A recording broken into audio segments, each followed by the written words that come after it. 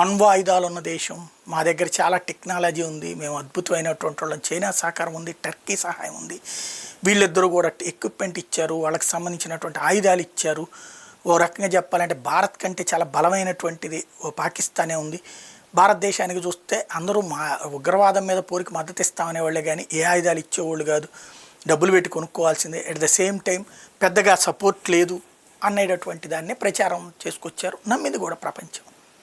తీరా చూస్తే 3 సార్లు గత 10 ఏళ్లలో 3 సార్లు పాకిస్తాన్ సరిహద్దు దాటి లోపలికి భారత సైన్యం వెళ్ళి అదేదో అత్తారింటికి వెళ్ళి వచ్చినట్టు అక్కడ ఉన్నటువంటి తీవ్రవాద శిబిరాన్ని పేల్చేసి, కాల్చేసి, కూల్చేసి, తగలబెట్టేసి ప్రశాంతంగా వచ్చేస్తుంది. వచ్చిన తర్వాత భారత్ చెప్పేదాకా ప్రపంచానికి తెలియట్లా, పాకిస్తాన్ కూడా చెప్పట్లా, ఈలోపే భారత్ చెప్పేస్తుంది, ప్రపంచానికి చెప్పేస్తుంది. భారత్ చెప్పిన తర్వాత ఫోన్ చేసి ఆవండి మా వాడిని కొట్టాడండి అని వాళ్ళు చెప్తున్నారు. అది కూడా ఎవరిని కొట్టారంటే తీవ్రవాద శిబిరాలను కొట్టారండి అని చెప్పుకోవాల్సి వస్తుంది. భారత వ్యూహం పాకిస్తాన్ని బెత్తరపోయేలా చేస్తుంటే ప్రపంచాన్ని ఆశ్చర్యపోయేలా చేస్తుంది.